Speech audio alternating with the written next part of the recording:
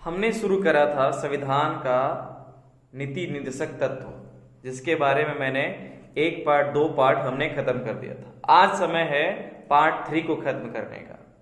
Part 3 में इसके पहले हम संविधान का ये जो चौथा भाग है नीति निर्देशक तत्व के, इसके 2 भागों के बारे में बात कर चुके हैं कि इसमें है क्या क्या, किस सिद्धांत पे काम करते हैं, कहाँ से लिया गया वगैरह। आज हम इसके बारे में बात करते हैं कि इसके अंतर्गत और क्या क्या चीजें होनी चाहिए थी और हमारे देश के अन्य कानून जानने वाले लोगों ने इसके बारे में क्या कहा था। तो हमारे देश का जो संविधान बन रहा था तो उसके संवैधानिक सलाहकार आपको मालूम होगा सर BN राव, उन्होंने कहा था कि जो संविधान में अधिकारों को रखा जा रहा है उन्हें 2 श्रेणियों में बांट दीजिए। कितनी श्रेणियों में? 2 श्रेणियों में। पहला है न्यायोचित, दूसरा है गैर न्यायोचित। संविधान के प्रारूप समिति के अध्यक्ष भीमराव अंबेडकर ने उनकी बात मान ली। ये क्या था गैर न्यायोचित, क्या था न्यायोचित? न्यायोचित का मतलब है कि इसमें वे सभी अधिकार जिसका अगर अवमानना होता है कि अगर उसको कोई नहीं मान रहा है, राज्य नहीं मान रहा है, तो आप न्यायालय का सहारा ले सकते हैं। लेकिन गैर न्यायोचित कि अगर इसका मानना हो रहा है तो आप न्यायालय का सहारा नहीं ले सकते। तो सर BN राव जो हमारे देश के संविधान के प्रमुख सलाहकार थे, तो उनकी बात को मान लिया गया। आखिर ऐसी क्या जरूरत पड़ गई कि जिसके लिए हमने जो है अधिकारों को 2 भागों में बांट दिया, न्यायोचित और गैर न्यायोचित में। चूंकि उस वक्त देश में पर्याप्त वित्तीय संसाधन नहीं था, उस वक्त हमारे पास इतना पैसा नहीं था कि हम जो है, जैसे अगर हम बात करें मौलिक अधिकार का, तो ये न्यायोचित है, मतलब इसको पालन करना एकदम कंपलसरी है कि अगर किसी का ये पालन नहीं होता है तो आप कोर्ट में जा सकते हैं। जो गैर न्यायोचित है उसके खिलाफ आप कोर्ट में नहीं जा सकते। तो अगर जो है कि सारे अधिकार न्यायोचित हो जाते तो उसको सभी को लागू करना पड़ता, राज्य को, चाहे जैसे भी हो। लेकिन हमारे देश में पहली समस्या थी कि हमारे देश में वित्तीय संसाधन उतना अच्छा नहीं था, इंफ्रास्ट्रक्चर ऐसा नहीं था, ऐसा हमारे पास संसाधन नहीं था कि हम सारे अधिकार को न्यायोचित में रख दें। न्यायोचित में रखने में क्या होता कि अगर किसी का भी अवमानना होता तो उसके लिए हम न्यायालय जाते, और न्यायालय को अगर ये बात सही लगता तो वो राज्य को कहता मानने के लिए, लेकिन राज्य के पास संसाधन नहीं होते तो क्या करता। इसलिए चूंकि हमारा देश एकदम शुरू एकदम नया स्वतंत्र हुआ था, इसलिए सर BN राव ने कहा कि इसको 2 भागों में बांट दीजिए अधिकारों को, न्यायोचित में और गैर न्यायोचित में। इसके पहला कारण है कि हमारे देश में इसको लागू करने के लिए हमारे पास वित्तीय संसाधन नहीं था। दूसरा, हमारा देश काफी ज्यादा विविधताओं वाला देश है। हर धर्म के लोग, हर भाषा के लोग, हर जाति के लोग रहते हैं हमारे देश में। काफी ज्यादा विविधताओं का ये देश है और पिछड़ापन बहुत ज्यादा था। जब देश हमारा आजाद हुआ था तब हम तुरंत ही गुलामी से आजाद बने थे, तो अंग्रेजों ने हमें काफी ज्यादा लूट लिया था, हमारे संसाधनों को, जिसके कारण से हम एकदम पिछड़ेपन पे आ चुके थे। तो हमारे पास एक वित्तीय संसाधनों की कमी थी। हमारे पास पहला तो हमारा वित्तीय संसाधन की कमी, दूसरा जो है हमारे पास विविधता इतना ज्यादा था, हमारे पास पिछड़ापन इतना ज्यादा था कि हम ये कभी कर ही नहीं सकते, कर ही नहीं पाते, सिर्फ दंगे फसाद हो जाते। अगर हम सभी को न्यायोचित में ला देते, सभी अगर जो है सारे अधिकार न्यायोचित होते तो सभी लोग इसको पालन करवाने के लिए कोर्ट जाते, राज्य में दंगे होते। इसलिए जो है कि हमारा देश पिछड़ेपन में बैठा हुआ था। हमारे देश में विविधताओं का देश है ये, हर धर्म के लोग, हर जाति के लोग। किसी धर्म का अगर कोई बात पालन नहीं होता है तो सभी लोग रोड पे धरना प्रदर्शन कर देते हैं। अगर मौलिक अधिकार अगर होता तो उसके लिए सब देश को जला देते, इतना ज्यादा दंगा फसाद होता। इसलिए जो है कि सर BN राव ने कहा कि नहीं, कुछ ऐसे अधिकारों को हम गैर न्यायोचित में रख देंगे।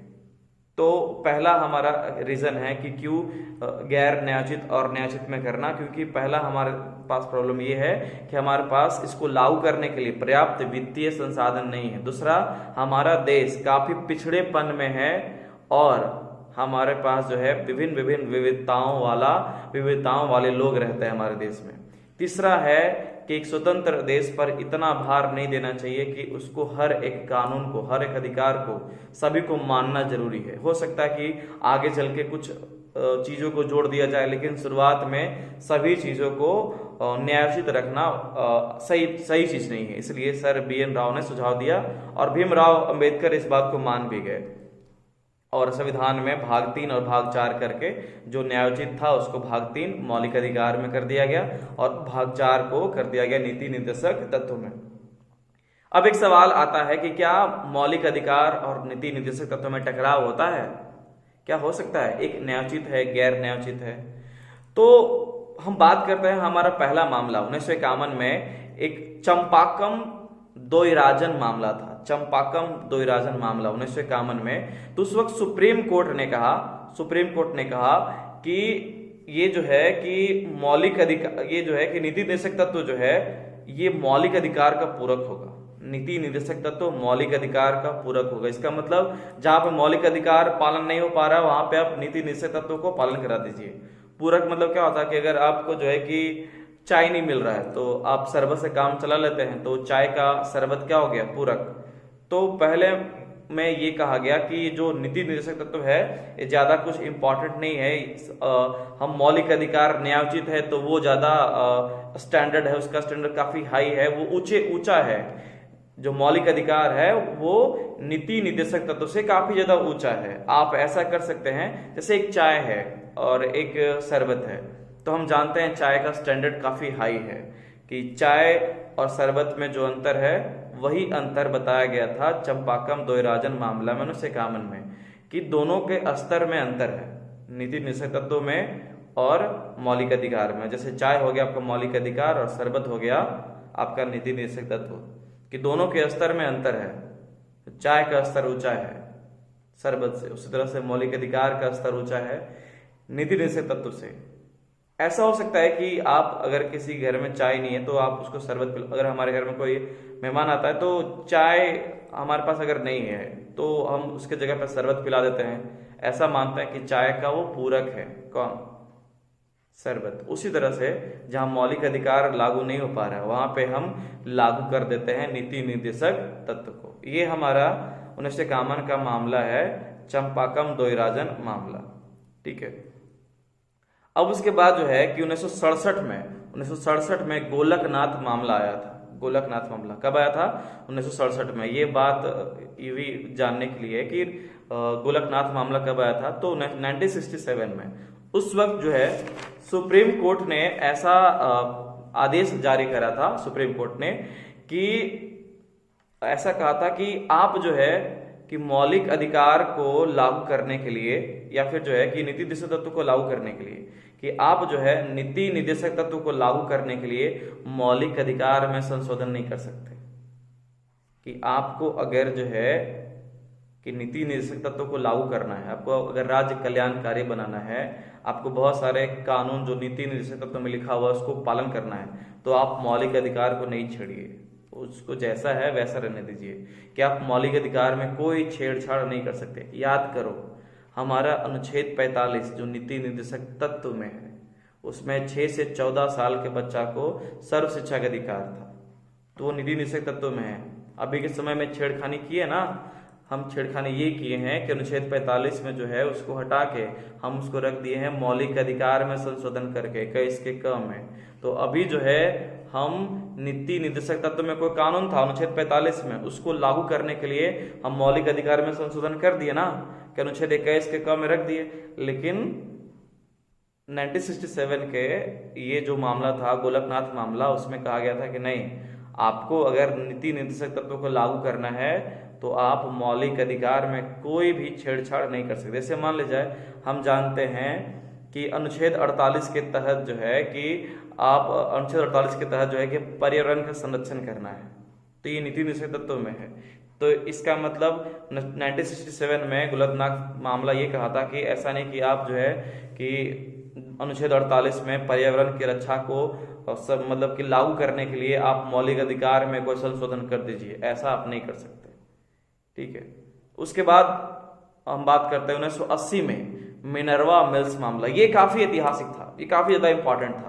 मिनर्वा मिल्स मामला, मिनर्वा मिल्स मामला में क्या कहा, सुप्रीम कोर्ट का जो पंक्ति है, जो उसने कहा था, वो काफी ज्यादा इंपॉर्टेंट है। सुप्रीम कोर्ट ने कहा कि किसी संविधान में नीति निर्देशक तत्व और मौलिक अधिकार के बीच में संतुलन होना चाहिए। ये एक तरह से ऐसा कहा जाए कि एक रथ के दो पहिए हैं, कि एक रथ है हमारा संविधान, उसके दो पहिए हैं, नीति निर्देशक तत्व और मौलिक अधिकार, एक दूसरे के बिना अधूरा है। अगर दोनों में से कोई एक अगर हट जाए तो रथ नहीं चल सकता। इसलिए दोनों काफी ज्यादा इंपॉर्टेंट है हमारे देश के संविधान के लिए, नीति निर्देशक तत्व भी और मौलिक अधिकार भी। भले थोड़ा उच्चतर माना जाता है मौलिक अधिकार को, लेकिन जो है कि दोनों जो है एक रथ के दोनों पहिए के समान, एक दूसरे से कोई भी कम नहीं है। वर्तमान स्थिति में क्या है, अभी की स्थिति क्या है? अभी स्थिति ये है कि जो है मौलिक अधिकार जो है उसको थोड़ा ऊंचा माना जाता है नीति निर्देशक तत्व में। बात वही पहुंचता है न्यायोचित गैर न्यायोचित पे कि किसको लागू कराने के लिए हम जा सकते हैं कोर्ट में, तो न्यायोचित वाला मौलिक अधिकार में। तो उसी के आधार पे हम ऐसा मानते हैं कि ज्यादा उच्चतर है इसका आधार स्तर मौलिक अधिकार का, नीति निर्देशक तत्व का। लेकिन अभी के समय में, वर्तमान समय में संसद के पास अधिकार है, संसद के पास अधिकार है कि नीति निर्देशक तत्व को लागू करने के लिए, नीति निर्देशक तत्व में जो 36 से 51 तक है, अगर हमको किसी में से उसमें से एक लागू करना है ताकि हमारा राज्य कल्याणकारी राज्य बन जाए, ताकि लोगों का जन कल्याण हो, लोगों को जन कल्याण के लिए, राज्य को कल्याणकारी बनाने के लिए अगर कोई राज्य जो है कि नीति निर्देशक तत्व को लागू करने के लिए मौलिक अधिकार में संशोधन कर सकता है। अभी स्थिति ये है कि अगर आपको नीति निर्देशक तत्व को लागू कराना है तो आप मौलिक अधिकार में संशोधन कर सकते हैं। 1967 में जो गोलकनाथ मामला था उसमें ये नहीं था कि आप मौलिक अधिकार में संशोधन नहीं कर सकते, लेकिन वर्तमान में ऐसा है कि आप मौलिक अधिकार में संशोधन कर सकते हैं। हालांकि एक चीज और है कि आप कर सकते हैं मौलिक अधिकार में संशोधन, लेकिन इस बात का ख्याल रखा जाए कि इस संशोधन करने से जो संविधान के मूल ढांचा में कोई परिवर्तन नहीं होना चाहिए, क्योंकि 1973 में केशवानंद भारती मामला में ये बात लिखा गया था कि जो है कि चाहे कोई भी संशोधन कीजिए, लेकिन बस संविधान का मूल ढांचा में परिवर्तन नहीं होना चाहिए। तो इसने कहा भी आधुनिक समय में ये जो है संसद के पास अधिकार है कि नीति निर्देशक तत्व को लागू करने के लिए, किसको, नीति निर्देशक तत्व को लागू करने के लिए आप मौलिक अधिकार में संशोधन आप कर सकते हैं। हालांकि ये संशोधन करने से संविधान के मूल ढांचा में कोई परिवर्तन नहीं होना चाहिए। तो ये था हमारा पार्ट 3, और इस तरह से हमारा राज्य का नीति निर्देशक तत्व जो चैप्टर है वो हमारा खत्म हुआ। हम नेक्स्ट चैप्टर में बात करेंगे नागरिकता के बारे में। उसमें सारा कॉन्सेप्ट अपन आसान भाषा में समझ जाएंगे, कुछ भी नहीं उसमें, बहुत आसान है। ठीक है, बाय, गुड नाइट।